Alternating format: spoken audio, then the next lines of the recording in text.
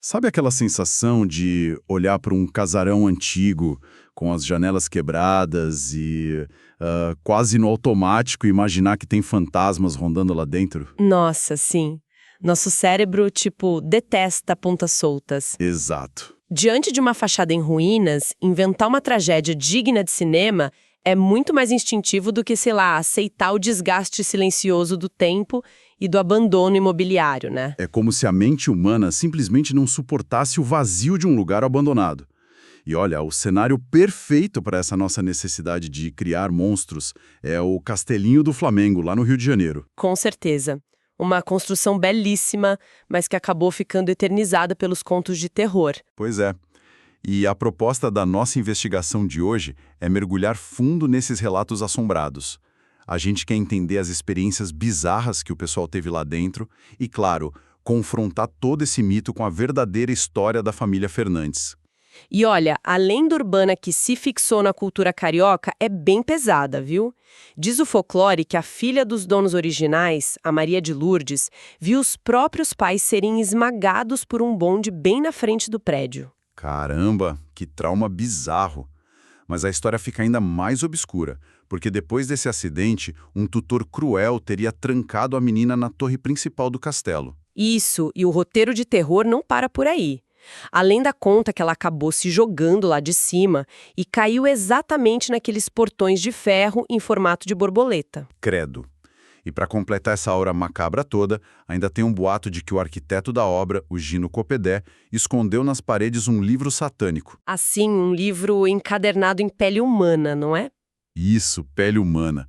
É literalmente o cenário de um filme de terror gótico no meio da zona sul carioca. Total. E a arquitetura do castelinho serve perfeitamente como uma tela em branco para esse tipo de história, sabe? É uma mistura eclética, cheia de cantos escuros, com aquela torre neogótica, os rostos entalhados na fachada. Ele se destaca de um jeito bem sombrio no meio dos prédios ali na Praia do Flamengo. Exatamente. Mas sabe que o mais intrigante nem é a fachada, e sim o que aconteceu com quem pisou lá dentro depois. Temos depoimentos bem reais. Tem registros assustadores, né? Sim. Teve um turista, por exemplo, que certa vez subiu a escadaria principal, parou do nada e desceu correndo em pânico total. Eita! Ele saiu gritando pro segurança que tinha morrido gente ali e simplesmente fugiu sem olhar para trás. Que loucura! E na época em que o espaço virou centro cultural, teve aquele produtor de teatro também, lembra? Lembro. O produtor que foi ao banheiro. Isso! Ele disse que deu de cara com uma mulher toda vestida de preto. Ele deu boa noite, a mulher ficou encarando em total silêncio e, segundos depois, ela desapareceu. No ar, assim. Bizarro. E até os moradores de rua que costumavam invadir o local em busca de abrigo, eles preferiam dormir na chuva. Sério? Sim, eles relatavam sentir toques invisíveis e uma energia insuportável no escuro. Nossa, isso arrepia. Mas aí a gente tem o caso do historiador Milton Teixeira. Ele chegou a tentar desmistificar isso passando uma noite inteira lá. E tomou um susto enorme, com barulhos constantes. Mas no fim ele percebeu que era só a madeira antiga estalando por causa da queda de temperatura e uma mariposa gigante batendo no vidro da janela. Peraí, a madeira estalando até explica os ruídos, beleza. Mas e a mulher de preto no banheiro? Pois é, uma ótima pergunta. Porque, como a ciência explica uma aparição nítida dessas? Burocracia e madeira velha não criam alucinações visuais do nada.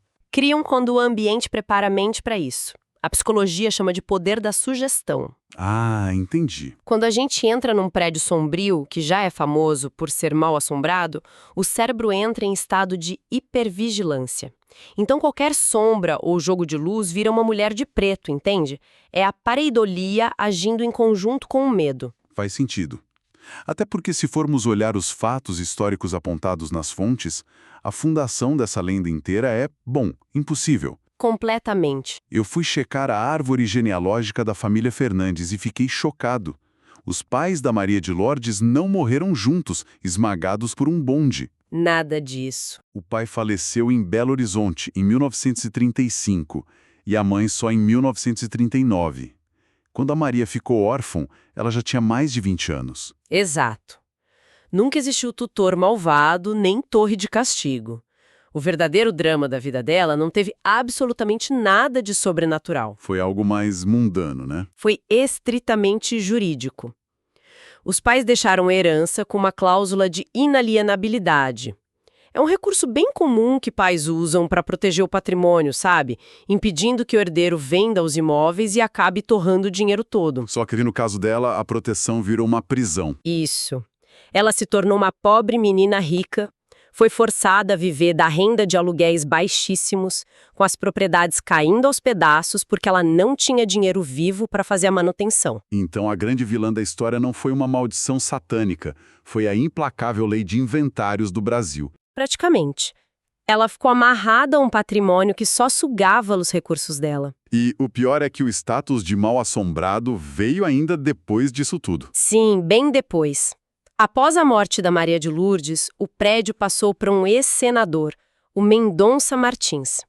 E quando ele morreu, os herdeiros entraram numa daquelas brigas judiciais que não acabam nunca. Aquela burocracia clássica. Pois é, e o castelinho ficou totalmente abandonado entre os anos 70 e 90 por causa disso. Foram essas 2 décadas de ruínas e tapumes que realmente deram origem à lenda urbana. Olha que coisa. Isso faz a gente pensar em quantos prédios abandonados nos nossos próprios bairros são apenas vítimas de advogados e não de demônios. É verdade. A falta de informação mistura degradação com folclore urbano muito fácil. Porque a mente humana prefere 1000 vezes a adrenalina de uma boa história de fantasma do que o tédio mortal de um processo jurídico que se arrasta por décadas na justiça. O que deixa no ar uma reflexão muito curiosa para quem acompanha esse assunto. Diga. Se um simples imbróglio de herança e algumas tábuas rangendo criaram o maior mito sobrenatural do Rio de Janeiro, quantos outros castelos assombrados pelo mundo não são, na verdade, apenas herdeiros brigando na justiça? Sensacional. Talvez na próxima vez que uma janela vazia causar calafrios em quem estiver passando na rua, vale lembrar que o fantasma mais ativo ali pode ser a própria imaginação, trabalhando duro para preencher o vazio do esquecimento legal.